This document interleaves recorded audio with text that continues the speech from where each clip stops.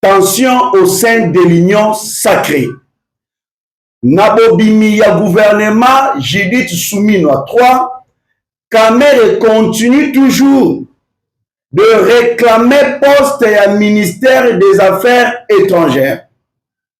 Balongola Madame Thérèse Kayikwamba Poye Kamere akoka kozwa ministère yango. Makambo yindi makambo etoki bandeko jusqu'à ce que mokonzi ya mboka Félix Antoine Tshisekedi Tshilombo aye kokata makambo. Qu'est-ce qui se passe? Réponse à chef de l'État. Na demande ya Vital Kamerhe Wakaningi Kingi ya ozwi ministère des Affaires étrangères balongola Madame Thérèse Kayikwamba. Réponse à mokonzi ya mboka ya Congo ezanini bandeko. Émission ya lelo na lobi na bino makamboza ya koinda. Bokoyeba réponse ya mokonzi ya mboka Félix Antoine Tshisekedi Tshilombo na demande ya Vital Kamerhe Wakaningi Kingi balongola Mama Thérèse Kayikwamba. Ah bandeko. Kamerhe na simana yango abombi kunini contre le pays bandeko. Bokozwa ba détail yango awa na émission ya mokolo mwalelo. L'alliance entre Claudel Lubaya et Joseph Kabila n'est basée que sur des intérêts, aucune conviction. Bande, toko solo la dossier yango awa. Claudel Lubaya. États-Unis d'Amérique va décider de passer à vitesse supérieure. Va gérer ba compte ya famille Kabila. Kabila Olivier Lembe et bakomeza kokele Jeannette Kabila nani lisusu bandeko boyoza ba détail awa ba bloquer ba bien na bango na États-Unis d'Amérique. Bonipa Oyazali secrétaire exécutif ya mouvement terroriste du M23 Aouti ko briser silence. Ya bolobi ete sanction contre Joseph Kabila et pour bloquer procédure de paix.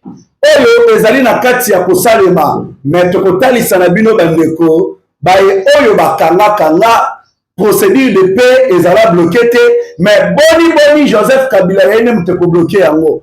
Aussi le secrétaire exécutif ya mouvement terroriste aza koloba Kabila ayebi makambo oyo te bandeko aza ko défendre Kabila pona nini.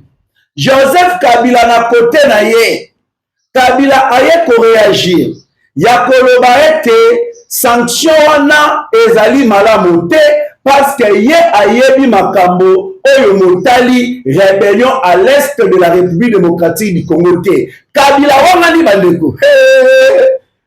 Je dis bien Joseph Kabila awangani. Émission lelo ndembe koti céleri koti wili muke bandeko bokoyoka makambo. À l'est de la République démocratique du Congo. Makambo ezali kokende lolenge kani bandeko na est. Makambo eza kokende lolenge kani.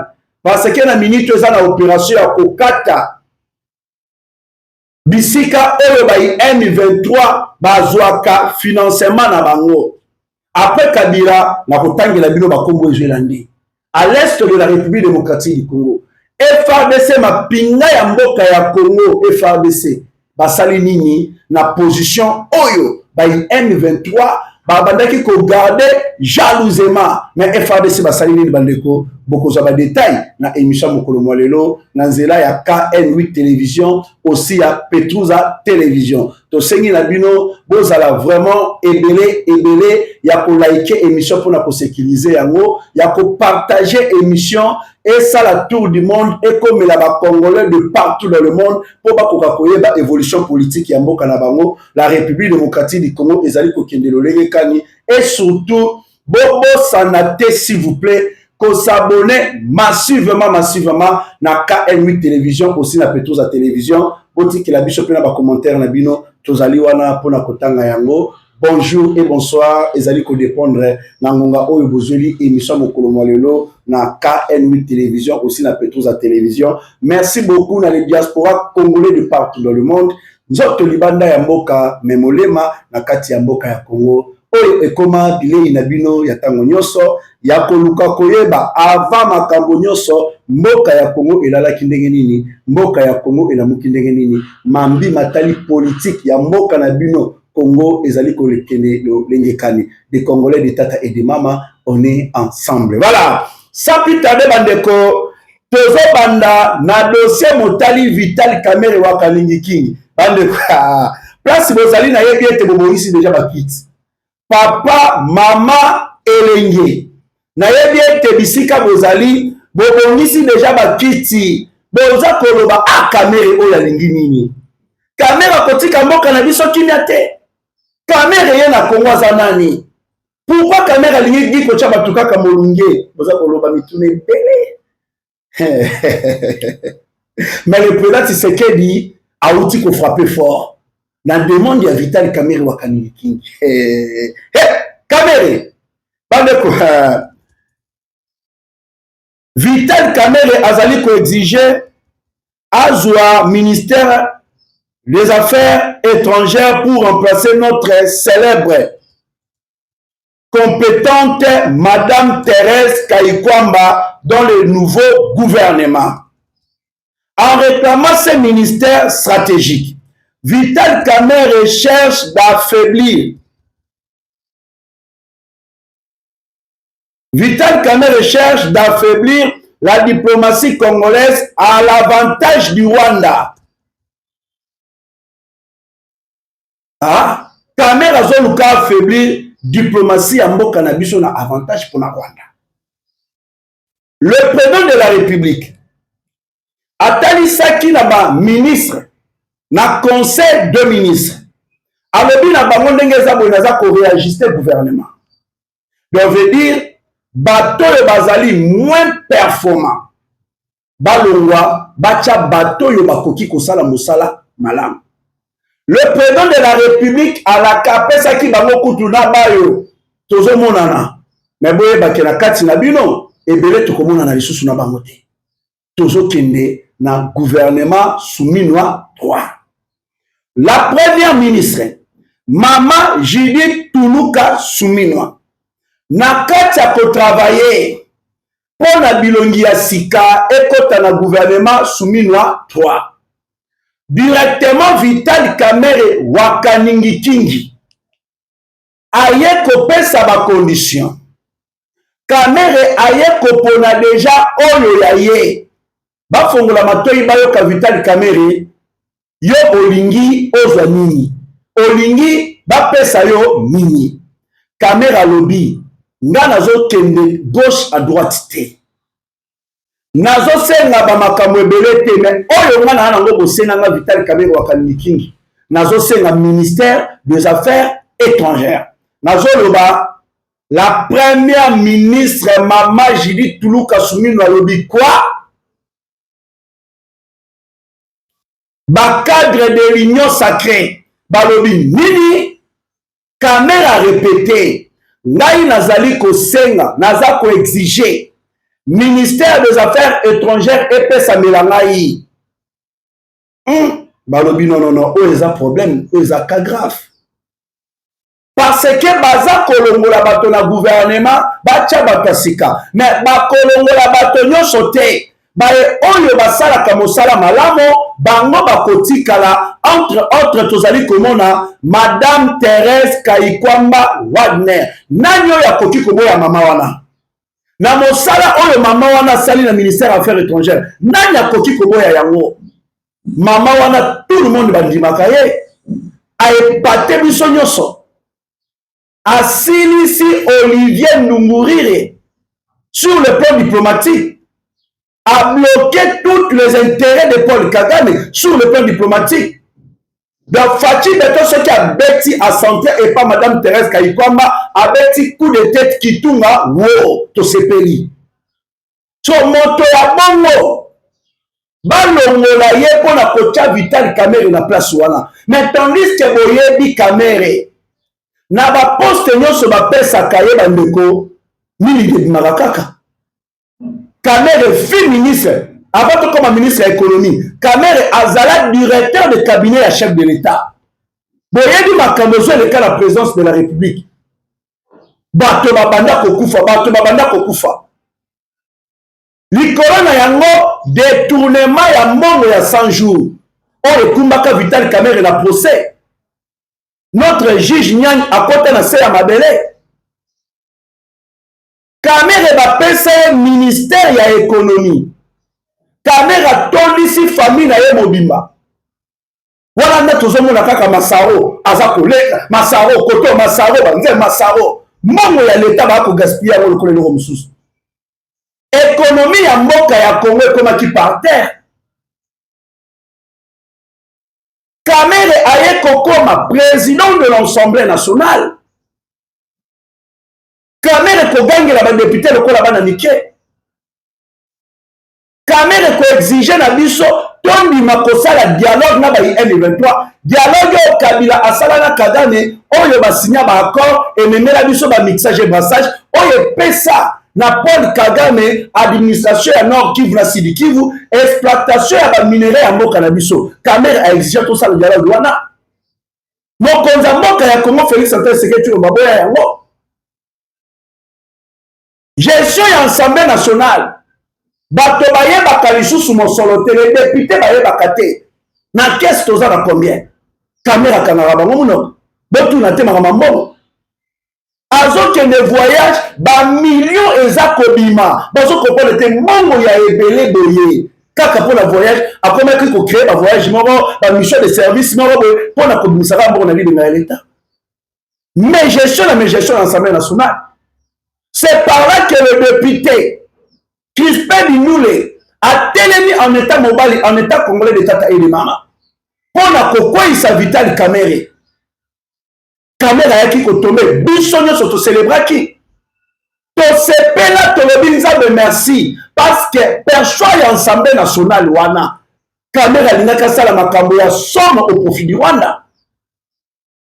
Kamere a kotomé ezalaki victoire pour la biso ba congolais. Pourquoi il y a Vital Kamere? Directement Vital Kamere Wakaningi King akendaki kolata mokonzi ya mboka Félix Antoine Tshisekedi Tshilombo kosenga na chef de l'État na gouvernement Madame Judith Tuluka Suminwa de oyo tozali na yango bapesa ye ministère ya budget mokonzi ya mboka tala lobi me Kamere bisika nyonso azoleka place mosolo ezalaka azosala kaka badega bamégestion badétournement.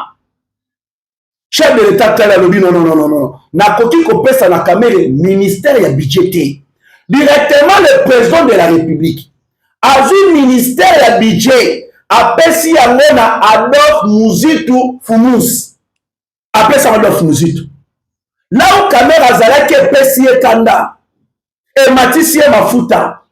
Abimisi mosolo bandeko mosolo ebimi. Ba militant na ya INC bakele kosala meeting wapi na terrain sosa. Baloba ete 2028 approche. Et Tshisekedi akozala candidat te. Bango baza ko réclamer Kamere a postulé aux élections présidentielles en 2028.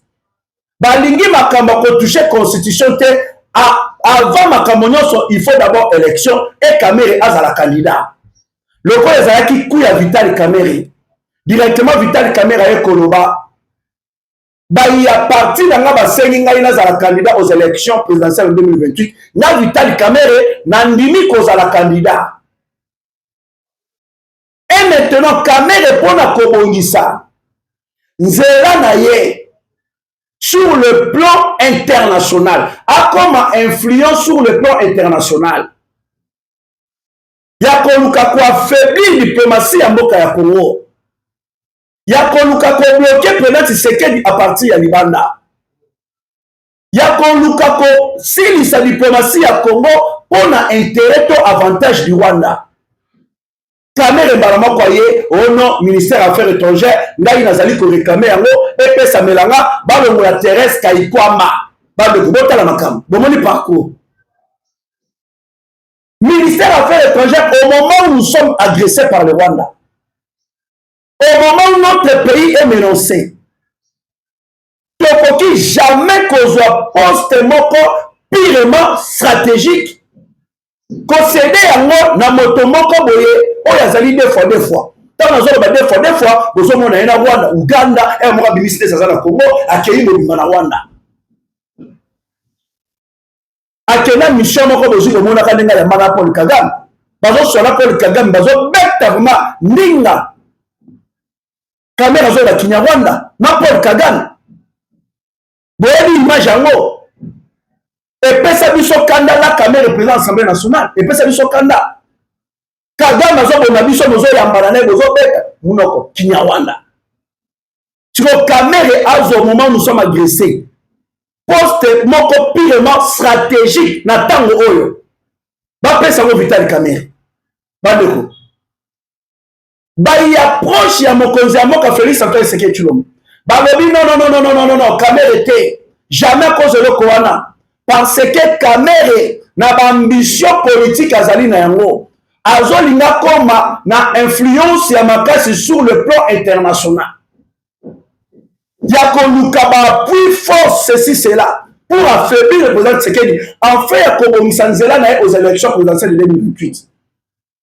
bapoche ya chef de l'état baboye Kamerhe insiste alobi nga nalingi ministère wana il faut arbitrage ya chef de l'état bandeko eye ekomi pa mokonzi ya mboka le président Félix Antoine Tshisekedi Tshilombo le président de la République démocratique du Congo alobi NON na demande ya Vital Kamerhe mokonzi ya mboka abobetela Fatima aboko kasi bozali bade bo manifestement na ba commentaire na bino le chef de l'état congolais alobi NON ministère ya affaires étrangères bakopesa yango na moto moko te ce n'est que madame Thérèse Kayikwamba nde moto akozala toujours na place wana parce que banda bandi akosala makambo eza koepate mokili mobimba chef de l'état boyi bandeo moi me cotiser le chef de l'état boyi alobi ce n'est que madame Thérèse Kayikwamba nde moto fasala wana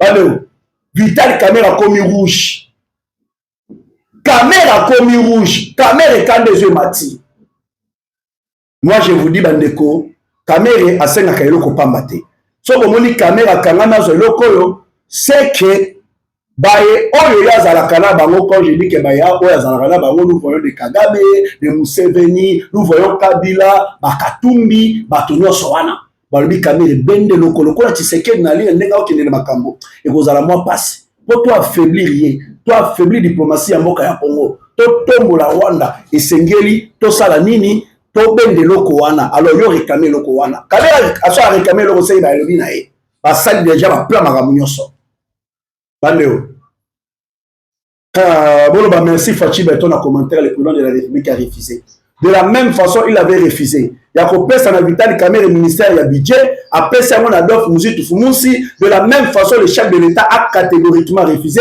ya kopesa le ministère des affaires étrangères alobi ce n'est que madame Thérèse Kayikwamba Wagner nde mutako s'occuper quand la poste wana Kamerhe a échoué bandeko Kamerhe a échoué bomoni dossier Kamerhe ezubiso combien de minutes dossier Kamerhe boye biso caméra ezubiso combien de minutes pour la bandaka dossier Kamerhe Kamerhe soki bandi koloba combien de minutes 18 minutes bandeko pour comprendre qui est Kamerhe kaka dossier mutu moko Kamerhe de 18 minutes donc Kamerhe azala ba mbeba moko na ko betata 1 heure du temps émission kaka na dossier Kamerhe une heure pour te cause à la mouquet.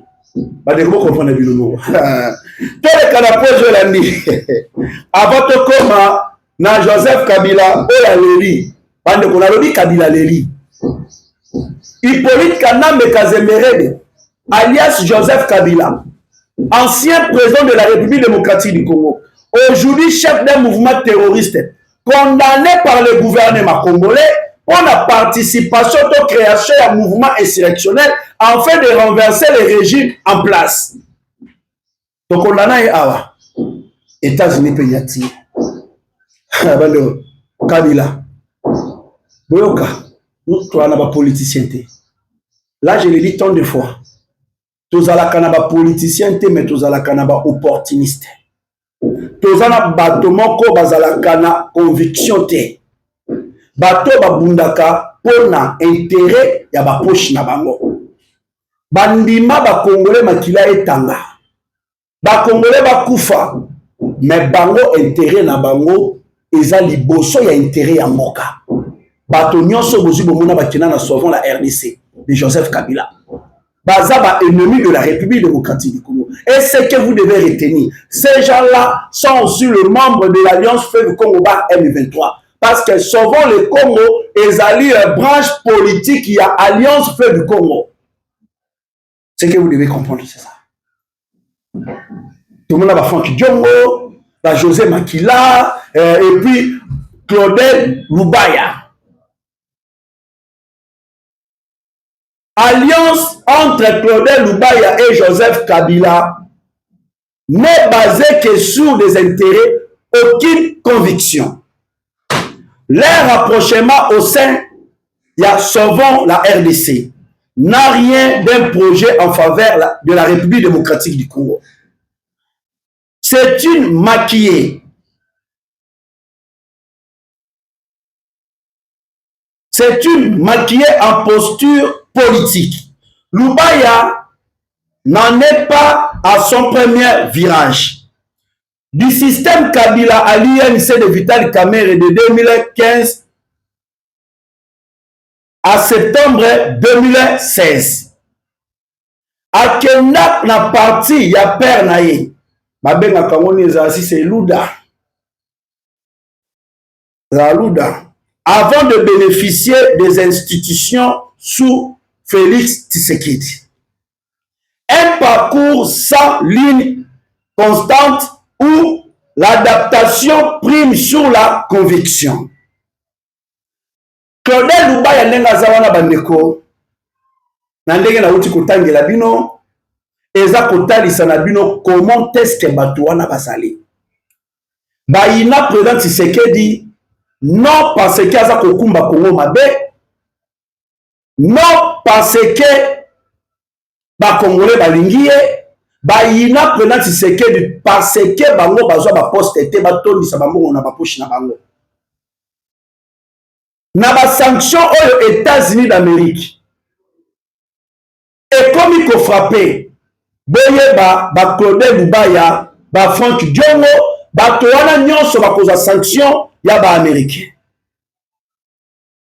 Kabila planifié qui kumoko ya mabe contre la République démocratique du Congo. Na degré moko incroyable. Na loba kanabino, les États-Unis d'Amérique ba sanctionnaka bato non au selon ba les ondi non bango ba les ondi ezalaka te balansaka bango moko personnellement ba enquête po bakoka koyeba est-ce que moto oyo asalaka kuwana to asalaka yango te, est-ce que moto oyo esengeli to sanctionné to te. Ba enquête oyo basalaka bakangisi badon nyonso batali balobi non moto aza terroriste et force à sanction. De la même façon eloko eleki na Joseph Kabila bamoni avec de preuves à l'appui, bamoni avec na ba détail nyonso que Kabila a financé Kabayi M23. Kabila azali patron ya AFC bar M23. Kabila a planifié qui va coup pour renverser le régime en place. Kabila a bongisa qui attaque depuis Libanda ya Mboka contre la République démocratique du Congo, à l'est de la République démocratique du Congo, comme vous savez, FARDC. C'est ce que le Trésor américain va affirmer par ailleurs que Kabila a cherché sans succès à lancer des attaques depuis l'étranger contre le FARDC à l'est de la République démocratique du Congo. Ce sont des preuves. Et ça, c'est le comment on a fait minoko. Sanction eza singa ya matembele. Sanction américaine c'est poursuivre progressivement. La suite bandeko ezali kokoma à l'aide ya ba technologie avancée ya ba américain. Bazali ko capter makambo nyonso. Oyo ba ennemi de la République wana bazali ko bongisa contre la République démocratique du Congo en catimini. Après les sanctions contre Joseph Kabila, le prochain nom, il y a Oyo et Landi na liste et Kozala Moïse Katumbi, Paul Kagame, le réseau Maoro Pitch Association, Crystal Venture. En effet, le meilleur ami de Joseph Kabila, Dan Declerc, avait activé du lobbying pour lever les sanctions. Bandeko etikali kosimbate. Les Américains va décider ba kata circuit nyonso ekumba kafalanga pona kopesa toujours bokasi na ba M23. Nde bozu bomoni ba bandi Kabila ceci cela. Au moment où je vous parle, le président américain Donald Trump a décidé de bloquer ba bien à Kabila dans l'immédiat aux États-Unis d'Amérique. Ba gelé ba bien Joseph Kabila. Il y a Olive Lembe Kabila, il y a Jeannette Kabila, il y a Sifa Kabila, il y a Zoé Kabila. Depuis ISA Bandeko, Bablo Kakangote, Babloki. Bablo Kakangote, Babloki. 24 heures après les sanctions des États-Unis d'Amérique contre Joseph Kabila, voyez comment on a le clochard Benjamin Bonipa, secrétaire exécutif, il y a un mouvement terroriste, a outil ko bimana kimia na ye a brisé silence. En disant ceci, les sanctions contre Joseph Kabila vont bloquer le procédure de paix entre le gouvernement congolais et la coalition M23/RDF/AFC et compliquer la signature de protocole accès humanitaire et protection judiciaire. Là, Ezali Benjamin Bonipa. Donc, sanction contre Kabila, Benjamin Bonipa a lobby et bloqué procédure. Il y a Kinya, Oyo Ezali encore. Qui est Benjamin Bonipa, Azali secrétaire exécutif, il y a mouvement terroriste du M23. J'aimerais que tout un secrétaire Bonipa, Zwakiti, Tchawana, Tosolola. Les sanctions contre Joseph Kabila vont bloquer les procédures de paix entre le gouvernement congolais et la coalition M23/RDF/AFC et compliquer la signature de protocole accès humanitaire et protection judiciaire. Vient de le confirmer Benjamin Bonipa, secrétaire exécutif de la coalition M23/RDF/AFC. Boyoka. Si c'est le cas, Boni en 2009, le mandat d'arrêt contre Bosco Tagana et même son arrestation par la CPI n'a pas pu compliquer ou arrêter les négociations entre le gouvernement de Joseph Kabila et le CNDP. Ah, Bosco Kundabatoire, Bakangaït. Sanctions, arrestation, CPI, mais etikala ko bloquer to ko compliquer la négociation au gouvernement. Il y a Kabila et Salaka na CNDP. Qui est Kabila pour aller est bloqué. Joseph Kabila peut être arrêté par la CPI pour les crimes contre l'humanité et ça n'empêchera pas la continuité des négociations entre Kinshasa et la coalition M23/RDF/AFC. Et d'ailleurs, pour nous demandons l'implication rapide de la CPI pour son arrestation. Vous allez que c'est vraiment implication directe de la CPI pour Nabokangami, il y a Joseph Kabila. Bakrim Ezali Bandeko, il y a massacre, il y a Kamona Sapou. Okasai était à la tête. Okasai était à la tête de Joseph Kabila. Massacre, il y a Kamona Sapou, la Kasai. Qui? Joseph Kabila. La mort des experts de l'ONU au Kasai, c'était Joseph Kabila. Liwa yaba expert ya ONU na Kasai, Joseph Kabila Bomabango. L'ambassadeur de l'Italie qui a été tué au Nord Kivu, c'était lui et son père Joseph, et c'était lui, Joseph Kabila et son père Paul Kagame. Ambassadeur ya Italie, Oyo Akufaki na Nord Kivu, Eza Kabila na papa na Paul Kagame.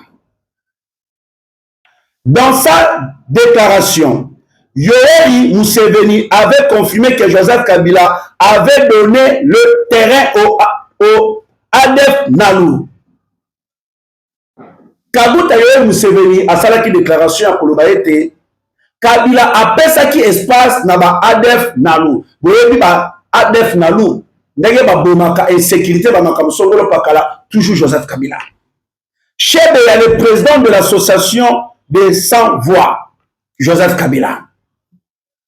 Le massacre de Boudoudia, Congo central, c'était Joseph Kabila. Bandeko, eza ebele. Oyo ezali kokumba na bokangami ya Joseph Kabila na lombango. Eloko moko te ekobloke to ekoempêcher. Bosololi pour que Kimia ezonga na ndenge ba sanctionner Kabila. Alors, koloba ya Benjamin Bonipa, eza bato yo na monoko mwa bango, bazangere ko ya koloba, ils sont maintenant babandi ko fabriquer ba makam. Eza kolela. Ba comprendre déjà, ils sont déjà bloqués car Monsolo Kabila pesaka pour financer mouvement wana, bandeko bloqué par les États-Unis d'Amérique. Voilà, tous allez continuer bandeko, lui-même Joseph Kabila a dit quoi?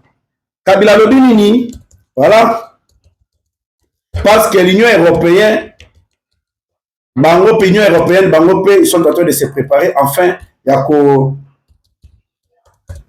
BP Sapé et Tumbula, Joseph Kabila.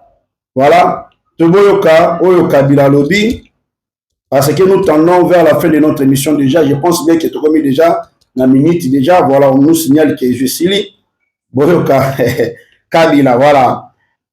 À la une, face aux renseignements américains, Kabila demande de preuves comme si on était devant un tribunal local.